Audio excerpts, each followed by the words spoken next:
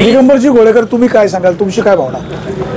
काय नाही, आज खरं तर काल जी काय मोर्चा झाला, तो मोर्चामध्ये असं ठरलं होतं की आज ठिकाणी मासिक मीटिंग आहे आणि मासिक मीटिंग असताना काल खरं तर बऱ्याच मंडळींनी त्या ठिकाणी किंवा शेतकऱ्यांनी फक्त सभापतींचा त्या ठिकाणी चांगल्या प्रकारे खरपूर समाचार घेतला, परंतु त्या सभापतींना या गोष्टी करता असताना जे काही त्यांच्याबरोबर जे काही संचालक आहे ते खरं तर आज या ठिकाणी मीटिंगच्या निमित्तानं भेटणार होते. म्हणून खरं शेतकऱ्यांचा असा विचार झाला का आपण त्यांना गांधीगिरीच्या मार्गाने थोडंसं हात जोड का बाबा नो, तुम्ही त्यांना काही साथ देऊ नका, झालं हे चुकीचं झालंय, जनभावनेचा आदर ठेवा. यासाठी खरं तर आम्ही आता शेतकरी जमलो आणि या ठिकाणी जमलेलं असं पाहिल्यानंतर बरेच शेतकरी या ठिकाणी अजून बाजूला त्या शेडमध्ये आहे आणि माझी हात जोडून शेतकऱ्यांना विनंती आहे का ही आपण गांधीगिरीने आव्हान करायला आलो संचालकांना का बाबा नो, तुम्ही ह्या गोष्टीला साथ देऊ नका. इकडे ह्या कोपऱ्यामध्ये काही लोक पातळ शेण आणि काही चपला घेऊन बसले, माहिती त्यांना विनंती आहे बघा पलीकडे तुम्ही त्यांना विनंती आहे बाबा नो असं काही करू नका. आपल्याला शांततेच्या मार्गाने आपण शांततेच्या मार्गाने ह्या संचालकांना आव्हान करायला आलोय का बाबा नो, तुम्ही सभापतींच्या या व्यवहाराला साथ देऊ नका आणि हा जनतेचा पैसा वाचवा. भविष्यात आपल्याला तो कामा येईल बाकीच्या बाजार समित्यांमध्ये डेव्हलपमेंट करायला. आणि जागेचा विषय तर ती शासनाकडून जागा मिळत आहे, त्यासाठी तुम्ही पाठपुरावा करा. आहे ती 13 एकर जागा आहे म्हटल्याप्रमाणे ती सुधारावा, थोडा वेळ जाईल पण चांगलं होईल. यासाठी खरं तर आम्ही या ठिकाणी जमलेलो आहे. त्यात आज पोळा आहे, नेमके पोळ्याचा सण आहे.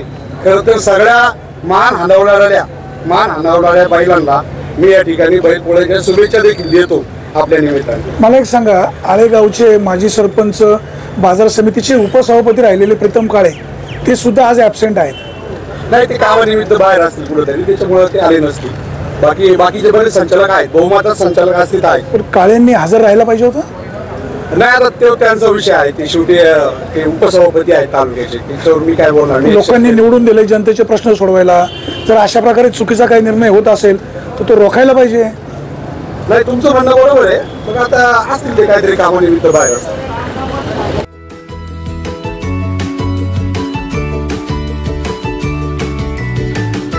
बातम्या शेतीच्या, बातम्या मातीच्या, बातम्या अन्यायाच्या, गुन्हेगारीच्या,